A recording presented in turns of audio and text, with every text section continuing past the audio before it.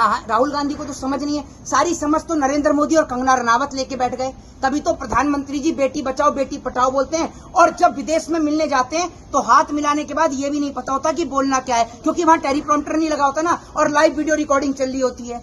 हरियाणा में पूर्णतः भारतीय जनता पार्टी की सरकार का सुपड़ा साफ होने वाला, ये बात मैं आपको लिख कर दे रहा हूँ। कंगना रनावत में दम है जो मणिपुर की सच्चाई जनता के सामने प्रदर्शित कर सके।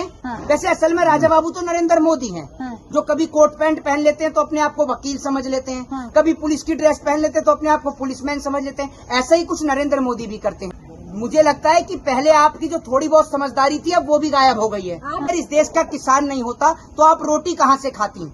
किसान को गाली तब दीजिएगा जब आपके पास इतनी टेक्नोलॉजी आ जाए कि आप कंप्यूटर से रोटी पैदा कर सकें। ये तो मैंने पहली बार पत्रकारिता में ऐसा शब्द सुना है, ऐसी तैसी।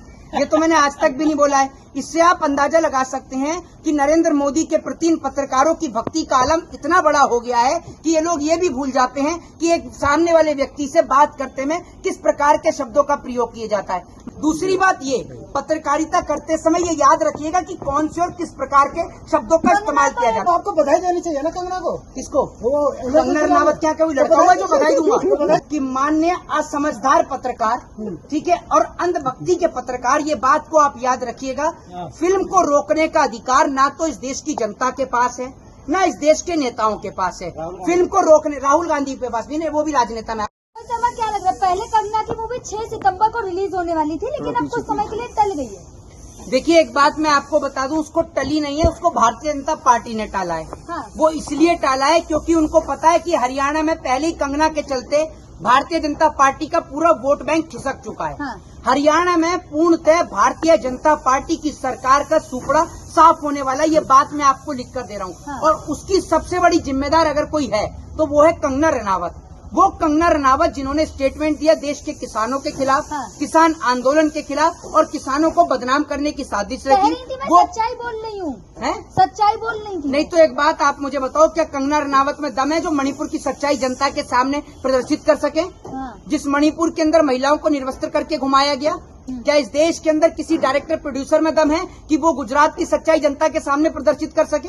मुझे बताइए, वो सिख समाज जो लाखों करोड़ों लोगों का पेट भरने का काम करता है, ये उनकी छवि को बदनाम करने की कोशिश कर रही है कंगना रनावत। आप मुझे बताइए ना। कंगना रनावत तो ये भी कहती है कि जो उनकी मूवी ना देखे देशद्रोही है। तो एक बात आप मुझे बताइए, इनकी फिल्म में आपको पता ही है कैसे कैसे सीन है। तो क्या सबसे पहले तो मुझे आप ये बताइए कि क्या आप अपने पिताजी के साथ बैठ के देखती है कंगना की फिल्म? झांसी की रानी जैसी मूवियों में काम। झांसी की रानी को छोड़ दीजिए, आप कह रही है कि उनकी फिल्में, तो उनकी तो और भी फिल्में, तो आपने कितनी फिल्में अपने पापा के साथ में बैठ के देखी है कंगना रनावत की? भाई क्यों? जब अगर मेरी बात सुन लीजिए, मैं आपसे ये कह रहा हूँ कि अगर आप अपने पिताजी के साथ बैठ के देख सकती हैं उनकी फिल्में, तो हम भी एक बार को सोचेंगे।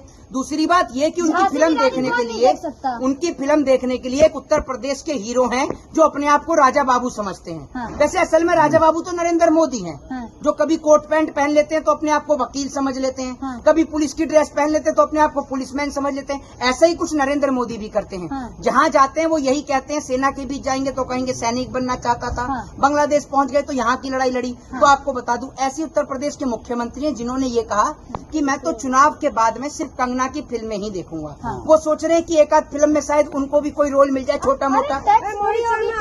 कंगना की फिल्म रिलीज होने देते हो ना, उसको शादी होने देते हो। हाँ, ये देखिए, ये इन मैडम की बात सुनिए। मैं तो सेंसर बोर्ड का अधिकारी हूँ, मैं तो सेंसर बोर्ड में डायरेक्टर लगा हुआ हूँ, मैं तो डायरेक्टर हूँ सेंसर बोर्ड का। और जो कंगना रनावत की फिल्म को मैंने ही रोक रखा है। इनसे जरा पूछकर देखिए कि पत्रकारिता किस लेवल की। आप लोग सम्मान भेजते रहते, लड़के वाले घर बैठे होते हैं, सम्मान देख के भग जाते हैं। सम्मान भेजते रहते हैं उनके घर। एक जो परिवार के जो व्यक्ति होते हैं ना, उनको भी एक ऐसी महिला चाहिए होती है जो महिला पढ़ी लिखी हो, जो समाज को और घर को चला सके। पता ये आए दिन ऐसी उजट मूवियां बनाती रहती हैं। पता चला जिस आदमी से शादी उसको भी कहीं चौराहे पर पकड़ लिया, बेटा तू इधर आ जा, तू बता, तू ये फिल्में जो बना रही हैं, आप लोगों की वजह से ही चिराग पासवान कंगना रनावत से दूर रहने लगे हैं। हमारी वजह से? हाँ, क्योंकि आप लोग मैंने तो कंगना रनावत को काल कोठरी में कैद कर रखा है ना कि तू कहीं नहीं जाएगी।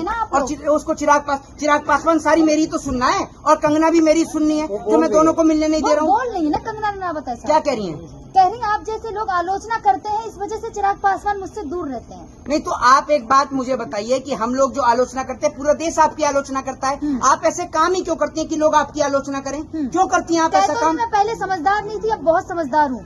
मुझे लगता है कि पहले आपकी जो थोड़ी बहुत समझदारी थी अब वो भी गायब हो गई है। आप जैसे देश की जनता सोए हुए हैं, उसको जगाने के चक्कर में उसको ऐसी तैसी कर रखा आप लोगों ने। हैं? हाँ, वो कह रहे देश की जनता को जगाने के काम ये तो मैंने पहली बार पत्रकारिता में ऐसा शब्द सुना है, ऐसी तैसी।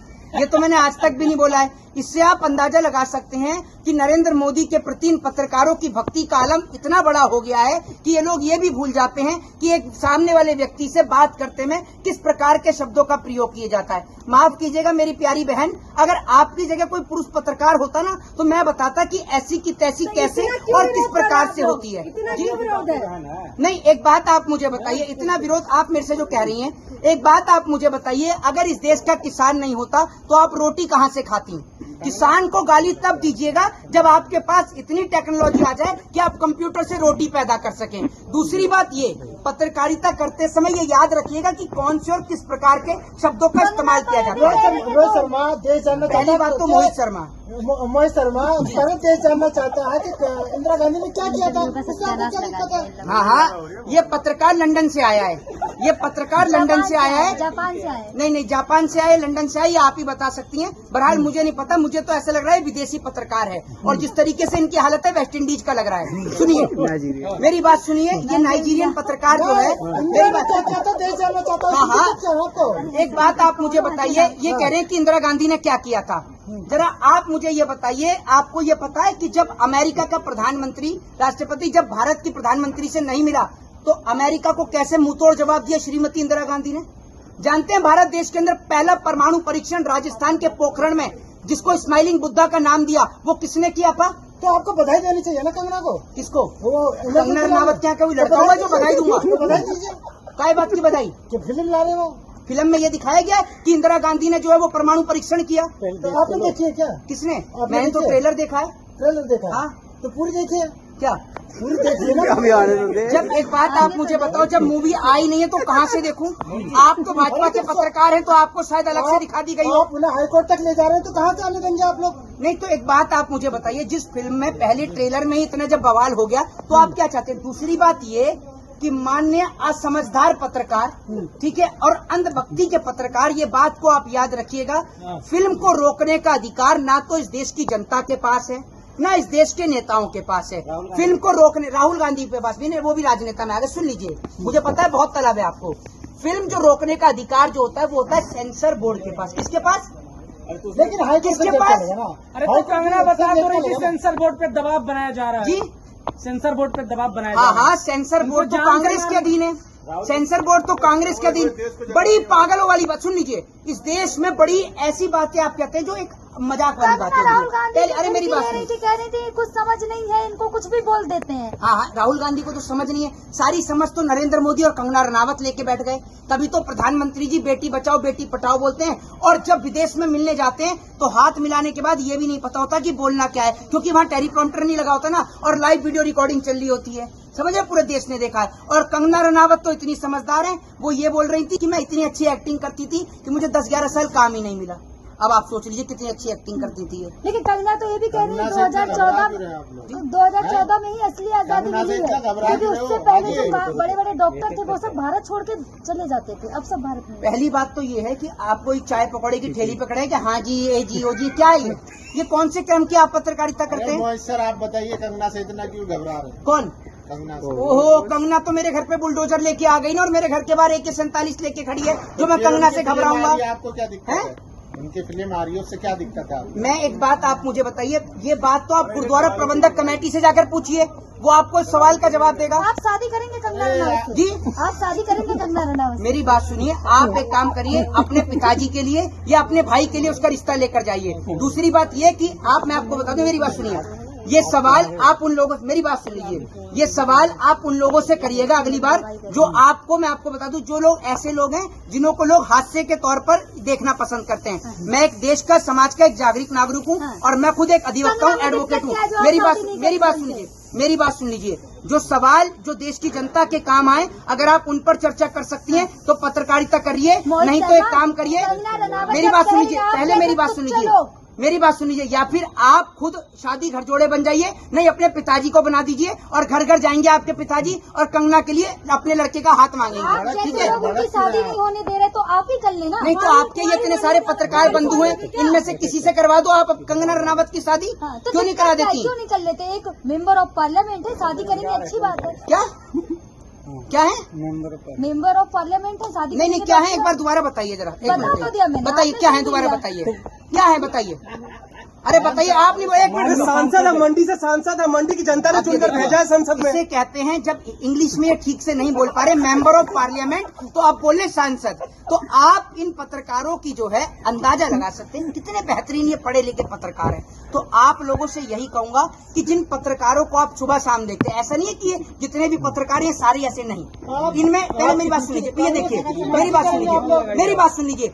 जब अंधभक्ति वाले पत्रकारों की जलालत होती है और देश के असली पत्रकारों की तारीफ होती है ना, तो मोदी मीडिया के पत्रकारों की बहुत गलती है, सुन लीजिए। लेकिन इन पत्रकार में बहुत सारे पत्रकार ऐसे हैं जो समझदारी भरे क्वेश्चन कर रहे हैं, लेकिन बहुत सारे लोग ऐसे भी हैं जो प्रश्न ऐसे करते हैं जो मोदी समर्थक के मोहित तौर शर्मा पर। आपने इतना बड़ा भाषण दे दिया, लेकिन आपने ये नहीं बताया कि मूवी का विरोध क्यों कर रहे हैं। मूवी का विरोध जिस फिल्म के अंदर, एक बात आप मुझे हाँ, बताइए, हाँ, मैं आपसे बोलिए। एक छोटी सी बात हाँ। करता हूँ। जिस फिल्म के अंदर जो है जिस तरीके से सिखों को लेकर दिखाया गया, पहली बात तो ये कि जो देश के इतिहास में हुआ वो बीत चुका है। फिर सबसे बड़ी बात, जब इंदिरा गांधी ने इमरजेंसी लगाई तो उनकी सरकार गिर गई थी, उनकी सरकार ही चली गई थी, सबसे बड़ी बात तो ये है। तो उस चीज पे चर्चा करने से क्या फायदा। दूसरी बात ये, अगर आपको इतिहास दिखाने का इतना शौक है तो फिल्म बनाइए, उस पर फिल्म बनाइए कि जब देश आजाद हो रहा था तो अंग्रेजों के जूते और चप्पल कौन चाट रहा था, अंग्रेजों के लिए मुखबरी कौन कर रहा था, वो बताइए। दूसरी बात ये, इतिहास दिखाने का अगर इतना शौक है तो गुजरात का इतिहास दिखाइए, किस तरीके से गुजरात में नरसंहार मचा वो दिखाइए। दिखाने का अगर इतना शौक है तो ये दिखाइए कि किस तरीके से मणिपुर के अंदर महिलाओं को निर्वस्त्र करके घुमाया गया। फिल्म बनानी है तो प्रज्वला रमन्ना के ऊपर बनाइए, कुलदीप सिंह सेंगर के ऊपर बनाइए, चिन्मयानंद के ऊपर बनाइए, नित्यानंद के ऊपर बनाइए, राम रहीम की पैरोल के ऊपर बनाइए। बनाते क्यों नहीं है? अरे आपने फिर बात घुमा दिया, ट्रेलर में ऐसा क्या दिखा दिया कि आप लोग विरोध कर रहे हो। भाई सिख समाज का भी और तमाम लोगों का साफ तौर पे कहना है कि इससे हमारी भावनाओं को ठेस पहुंचेगा। और दूसरी बात ये फिर बता दूं कि सेंसर बोर्ड ने, मेरी बात सुन लीजिए, तो कंगना को जेल में डालें। तो वो तो बिल्कुल होना चाहिए, क्यों नहीं होना चाहिए। आप जानती हैं डिफॉर्मेशन क्या होता है? क्या होता है? मानहानि का केस। क्या होता है डिफॉर्मेशन? ये तो उसकी हिंदी हो गई, डिफॉर्मेशन मतलब मानहानि। डिफॉर्मेशन क्या होता है, कब लगता है डिफॉर्मेशन, बताइए।